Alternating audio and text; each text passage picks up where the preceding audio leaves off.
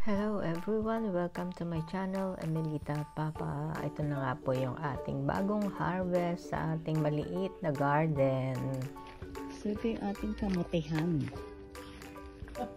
Ready na siya to harvest kasi yung mga dahon niya naninilaw na. So ibig sabihin daw meron na siyang bunga. So try natin. Saan-saan na siya nagpunta, no? Pag kasi tinatalbusan, lalo silang lumalago. Okay, let's try. Let me see kung ilan na makukuha natin.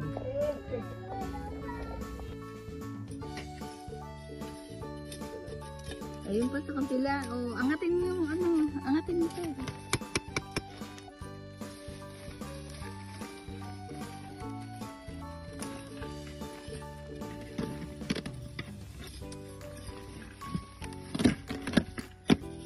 Malaki. Isang malaki. Isang malaking kamote. Ay, meron pa doon.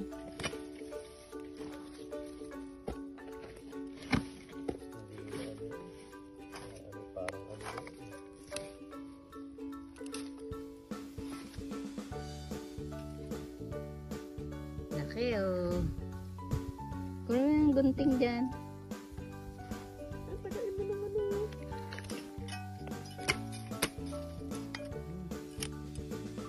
Wow. Look! Raya, Risi! Look at this!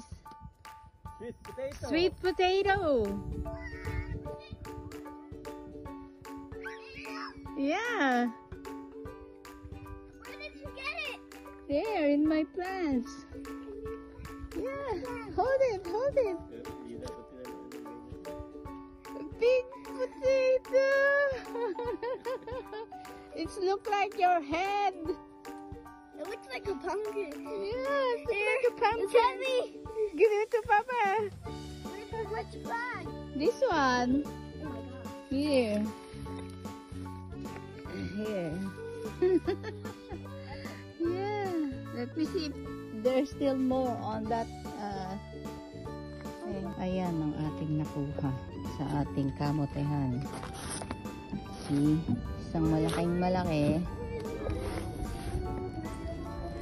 Ito yung mother. Dito siya nagsimula lahat. Ito yung mga anak na.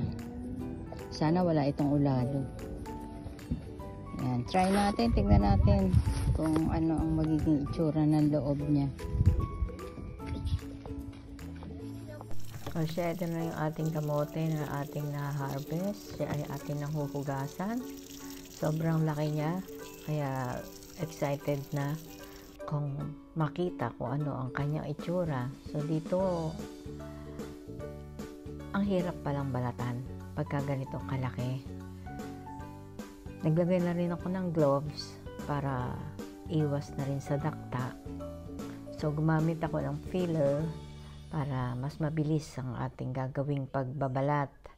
Balatan muna natin bago natin siya ataduhin or hiwain ng maliliit.